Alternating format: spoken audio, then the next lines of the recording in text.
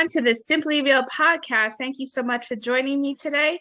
Today, I have a very special guest with me, Phenomenal Key, the CEO and founder of MILLIAN Couture, which was founded in 2019. She is a phenomenal person, creative, doing some great things in the fashion industry. She's really just hitting the ground running, and I'm so glad to have her here today as a guest on the Simply Real podcast. Hello, Phenomenal Key. What's going on? How are you today?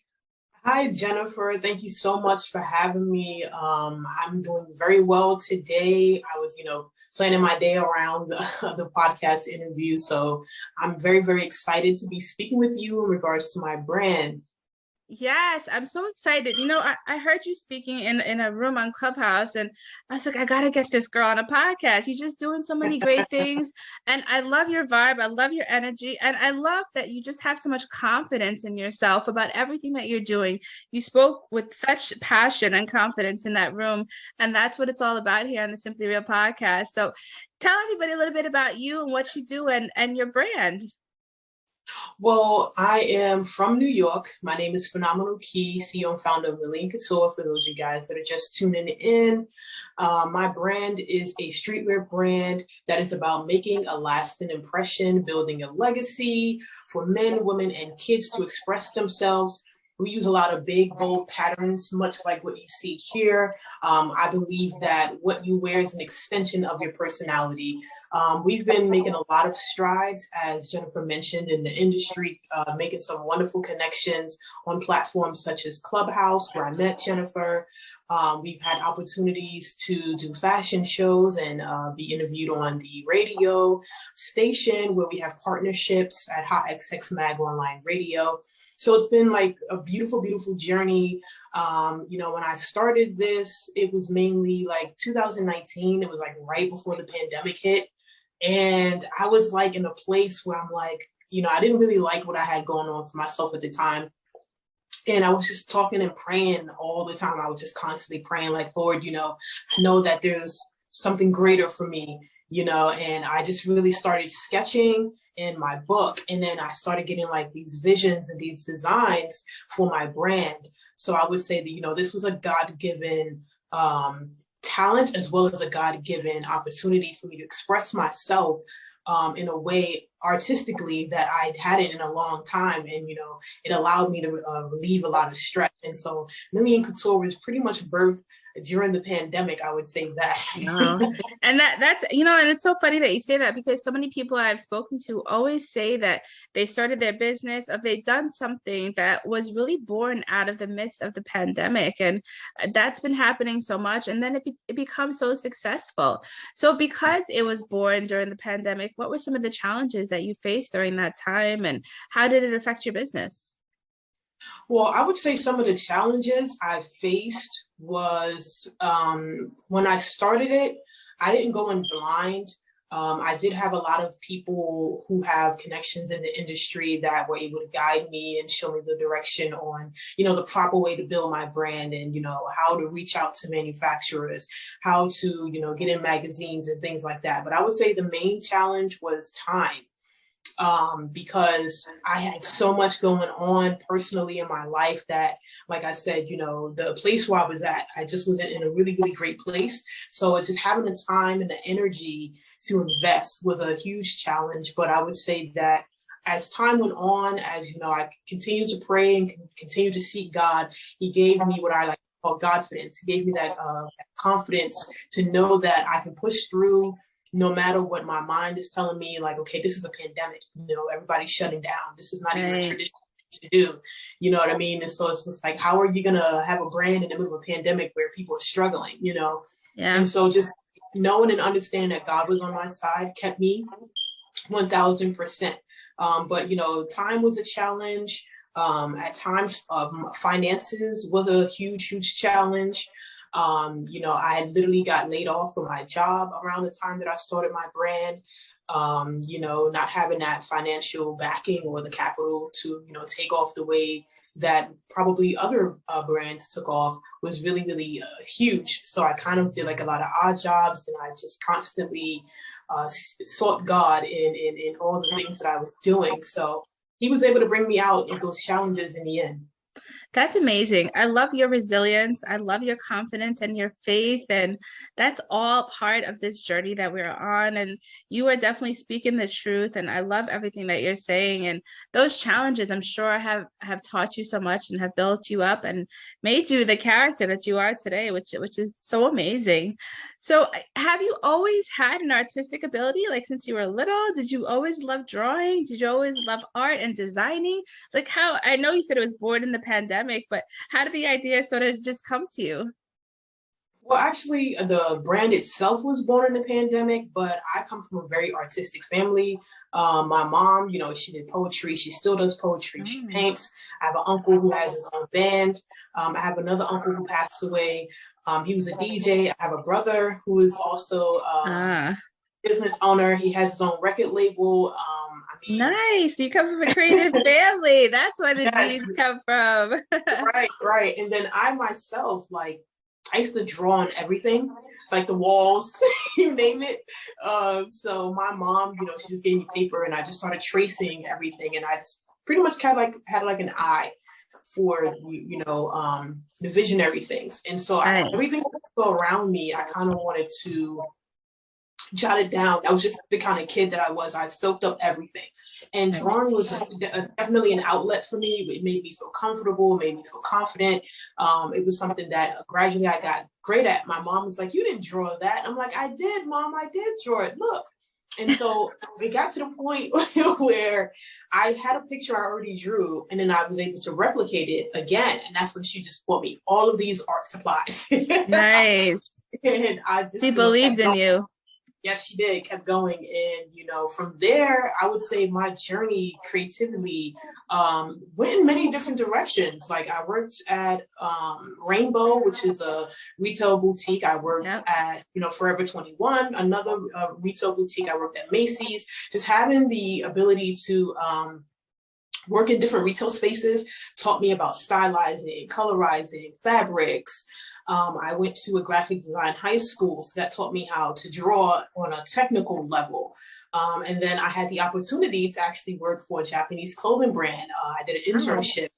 And so, that really catapulted me as far as my knowledge was concerned, because I don't have what you consider like a traditional fashion background. Like I didn't go to fashion school. I didn't go to fashion high school. I don't have all the technical, but I kind of learned through my experiences, just kind of like that raw ability to do things, and then just constantly remaining a student of the game. So that creativity kind of comes in, family traits, as well as my different jobs that I pursued that eventually led me to where I am now. That's amazing. What an amazing journey. And you talked about those bold patterns, and I'm looking at it, what you're wearing and behind you. Talk to me a little bit about how you developed these bold patterns and what it represents to you and your audience. So, as I mentioned before, it's all about making a lasting impression. So anywhere where you walk, as I mentioned before, your presence meets people before you ever speak. So, I truly believe that, you are what you wear. They say, like, if you feel good, you look good. And our brand is all about making a lasting impression. It's all about being bold, being fierce, being phenomenal in whatever way possible. If you're someone where you're a public speaker, you can't show up with your clothes looking shabby. You can't show up looking unpresentable. So we want our brands to represent who you are as an individual, which is if you have a big personality, because as you can see, it's very bold. It's a statement. I love it. Yeah. I love the patterns and all the, I love the colors. And I feel like it's like you said, it's so eye-catching. Like if I'm walking down the street, I would definitely turn my head and be like, "Oh, where'd you get that from?" Right, exactly. And that's the main focus, is that we want to create a conversation. And so MILLIAN Couture is all about creating a conversation. And then once you're like to get past the fact that this is a nice outfit, I can, myself and anyone can tell you, like, when we walk out the house, we're a representation, an outer representation of what we manifest upstairs.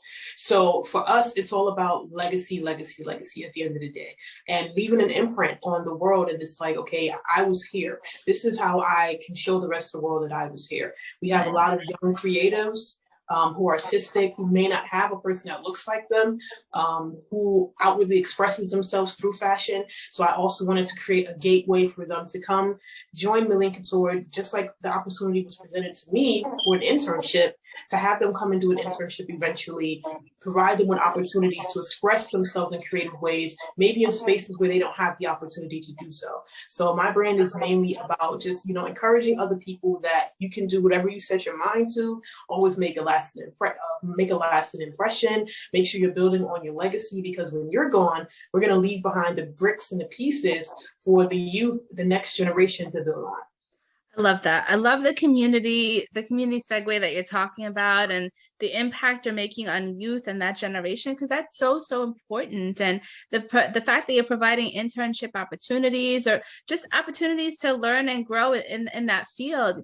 I know when I was growing up, they didn't have a lot of these skill trades and things that we could learn about. Even entrepreneurship in general. Like right now, I'm trying to teach my kids. Yes, of course, college is a great stepping stone, but there's so many other options out there, right? I mean, how do we start that conversation? I mean, I think you're already doing it with your brand, but how do we get it to a global level where we're trying to teach kids about the entrepreneurship, about skills like becoming a designer, like having your own brand like yours? How do those conversations keep happening in your opinion? Well, I think, as you already mentioned, it starts at home. Right. You have nurture versus nature, and nature teaches us that we should go down a certain path in life. Like, most of the time when they look at fashion designers, they look at it as an alternative career. They don't look at it as something that's structurally set up for you to win, because it is a hard industry to break into. I would say always having that passion, always having that drive, having mentors around you who can help to build and mold and shape you in the area that you would want to pursue your career that may not necessarily be like a doctor, a lawyer, a teacher, a professor, or something like that. I think, we have a lot of platforms now where we have summits, we have festivals, we have mentorship camps, where we are now recognizing that sometimes it's okay to go against the grain. Sometimes it's okay to go against the status quo. And if you're the type of person that you want to break into the fashion industry, here are the steps that you want to take. The way fashion is going now, social media is one of the ways that it's making it so global for the young people to say, I see more people who are my age doing what they love to do, and they're making money. Not only are they making money, they're making an impact. So I think just technology as a whole is a huge catapult into starting the conversation on like, okay, what is it that you want to do? And here's the ways to get there. And we have YouTube University. Oh my God, YouTube is like an amazing tool. It's so crazy how many videos are on there, what you can learn. I've literally taught myself so many things from YouTube. Right. No, it's truly an amazing world, what you're talking about. And you mentioned social media, and I'm sure that social media has been a huge avenue for you. How do you see social media influencing fashion and influencing the trends in fashion for you and for your brand? Well, social media has, it's almost like a catch-22, because I'm a little bit older. I am a millennial. So I would say— I'm with you, girl. Right there with you. Yes, I grew up in an era where we didn't really have social media. It was word of mouth. And what I would say traditionally for me, word of mouth has actually been a huge impact on my brand. Just people, pushing the brand, believing in my brand, spreading the message outside of myself. But social media has helped in such a way where we have reels. We can make short videos, 7 seconds, 15 seconds, and we can kind of just not condense, but we can kind of give an overall summary of what our brand is, what it represents, and what it offers our audience and, people globally. So social media is definitely a huge tool for me, because every day that I wake up, I'm able to create every single day, and I'm able to do it in a way that is eye-catching, in a way that is captivating, in a way that is innovating. And, it's definitely allowed me to make a lot of connections, much like my meeting you. Instagram is the main platform that I am on. I've done a lot of live reviews with customers who have purchased from the brand. That has helped me tremendously, because I know that a lot of other brands, they don't go live. You don't really get to hear them speak authentically and organically about their interaction with your brand. So social media has helped me to connect with the customer on a person-to-person level, opposed to just me taking pictures, uploading it, Right. things like that. They get to actually see who's behind the brand. They actually get to talk to the person behind the brand. Whereas with all these other big fashion houses, you might hear the famous names, but you've never met them. You might hear the famous names, but you've never actually interacted with them. You've never understood what it is that what they want from you, their demographics. So social media has been an amazing tool in connecting new millionaires, is what I call my community. I call them millionaires, just connecting them to myself and the brand. Oh, that's amazing. Yeah, the power of social media and the power of community is so valuable, and people are beginning to realize that more and more. So I love the fact that your brand is developed and grown because of social media and being strategic and being purposeful in what you're doing and intentful. So who are some of your fashion icons that you look up to, or that you have sort of, got some of your ideas and creativity from? Well, being a student of the 90s, we had Sean John, we had FUBU. Oh my God, I love those. I love those brands. Just the other day, my husband was pulling out his jacket. It was like a Carhartt jacket. I'm like, you don't see the Carhartts anymore. Yeah, so having those brands that were what they now call streetwear, because streetwear wasn't a term. That's kind of a new term.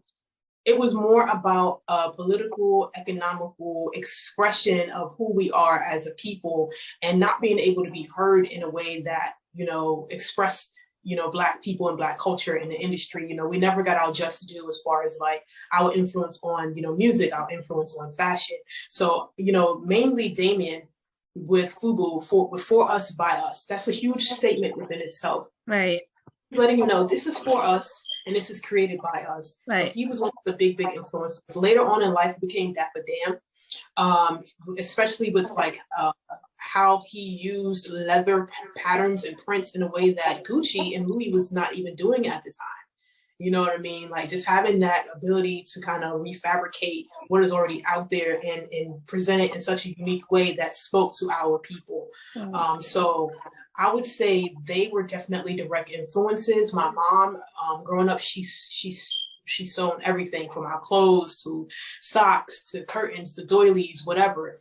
And she really inspired me because she had this really big old fashioned sewing machine, and she didn't allow, resources to get in her way, and she saw that there was a need in an area and she could make it. She made it. And I sat underneath her, and even though I was petrified of the sewing machine, I watched how she constructed things, and she used pattern cutouts to make t-shirts and shorts and everything else like that. And just constantly having that ability to watch. And that's how I learned. Like, I watch more by learning and then implementing the skills. Right. So my mom, Dapper Dan, definitely, the different brands like Sean John, Uniche, they definitely influenced my brand. But I would say the one that spoke to me the most was Armani, because it was more of a casual luxury brand. It's luxurious, but you could wear it every day, from the sweat to the shirts to the hats. It's very comfortable, very cozy, and it still gave you the message of,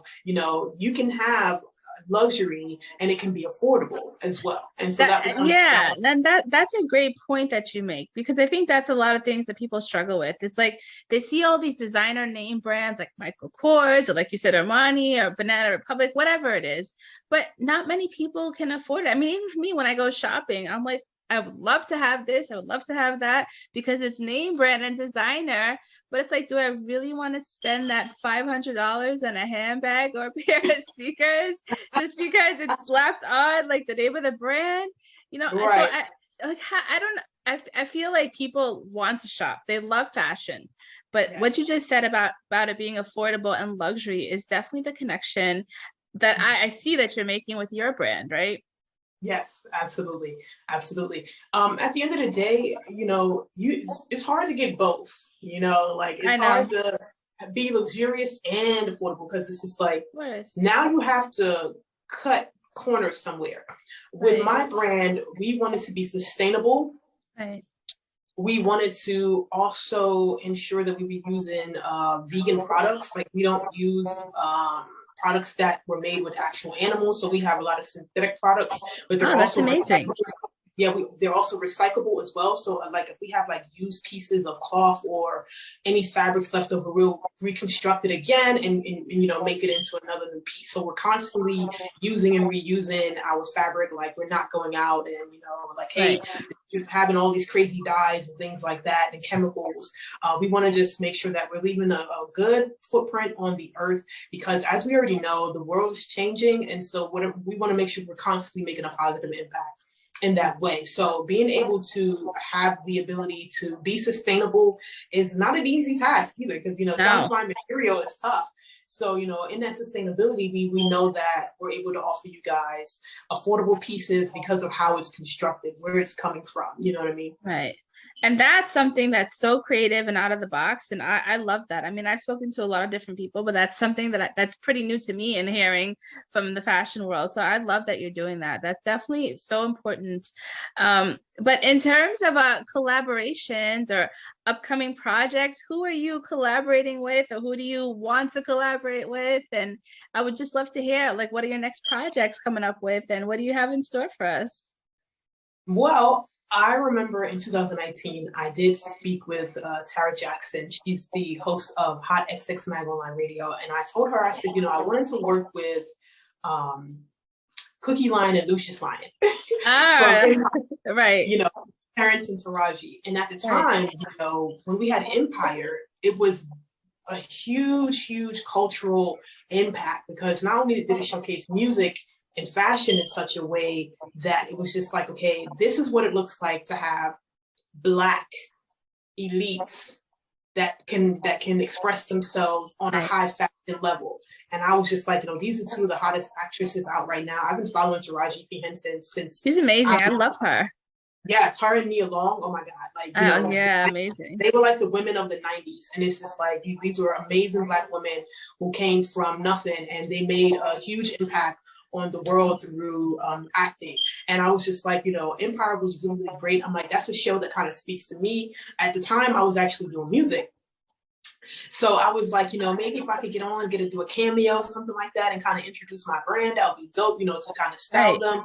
And I haven't had the opportunity to work with them, but I won't name any names, but I have worked with several music artists. So I am starting to make my way into the music industry with my brand. I've worked with several music artists where I've, you know, supplied them with my brand, and they've put it in movies. They've put it in short films.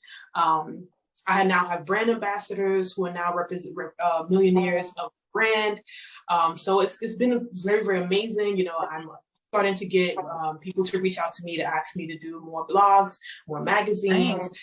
You know, I can't name any names right now because everything is completely concrete. So I would say stay tuned. You know, for that, I actually got an opportunity to work with New York Fashion Week. Oh, nice. So that's still in the works. I have cool. Boutiques. Yes, I'm so grateful that you guys are tuning in to what we're doing here at MILLIAN Couture. It's truly an honor. But like I said, just stay tuned. That's all I can really say right now. And you know, I could see you collaborating with Taraji P. Henson. It's gonna happen. Don't worry. I could see you. Just speak it into existence, because you're doing some amazing work. So there's no reason why she won't collaborate with you. So what are some tips or advice that you have for anybody tuning in today who wants to break into this industry and maybe finds it challenging or just doesn't know where to start? What are some tips and advice that you can offer for those listening in? Well, first things first, believe in yourself. I know it might sound generic or cliche. That's the key, is to know and to understand that you can do all things through Christ, which strengthens you. No matter what it looks like, no matter what it feels like, those are the words that someone gave to me. So I want to encourage you guys that no matter what it looks like, no matter what it feels like, the good days, the bad days, believe in yourself and start there. Afterwards, I would say you want to find a logo that speaks to you, understand your why. And after you're done with that, get your business plan together. After you're done with your business plan, then you can kind of start venturing out with, you know, finding manufacturers. I usually go live sometimes. I'll give people plugs on the manufacturers that I've used. You know, there's always opportunities for you to go on YouTube and look up at other independent clothing brands, kind of see the avenue that they went, see how it kind of funnels into what you're doing. Make sure that you're constantly networking, make sure that you're constantly building, stay present. I wouldn't say stay current because, you know, trends come and go. Stay present. You know, let people know that you're here. There's this one reel going on, like people won't know you exist unless you post about your product. So true. So make sure that you're keeping your brand out there. Make sure that you're constantly making people aware of your message, and keep God first. Love it. I love everything you just said. And for anybody listening in, take her advice because she's on that track. You're doing some amazing thing, and I truly appreciate you having you here today. Tell everybody where they can connect with you. How can they find you? So my name is Phenomenal Key, but you can find me at MILLIAN Couture on Twitter. You can find me at MILLIAN Couture on Instagram. You can find me at MILLIAN Couture New York, NY, on YouTube, and MILLIAN Couture NY on Facebook. So if you guys would like to connect with me, I'm always on social media. You can always contact me, ask me any questions. And if I don't have the answer, I will find out. I don't know everything. I'm still learning on this journey. But I see you guys. I'm truly humbled by you. And thank you so much for following me on this journey, joining me. And just stay tuned. Oh, we are definitely going to stay tuned. Everybody listening in, go connect with Phenomenal Key, the founder and CEO of MILLIAN Couture. She's amazing, as you can see, and her patterns are so bold and beautiful, and that's exactly what we're looking for these days. I love your trends. I love everything you spoke about. I love your motivation and your confidence, and that is why you are so successful, and you will continue to elevate and rise. So everybody tuning in, thank you so much for tuning in today to the Simply Real podcast. Any lasting words before we head out of here, Phenomenal Key? Remember to always make a lasting impression. Love it. And you were definitely making a lasting impression here on the Simply Real podcast. Thank you, everyone, for tuning in. Go connect with Phenomenal Key. Check her out. Give her a follow. Go buy some of her stuff because it's amazing. I'm going to go check it out as soon as I get off this podcast. Have a beautiful, blessed day. Thank you so much for joining me today. All right. Thank you so much, Jennifer. You have a blessed day as well. Bye. You too.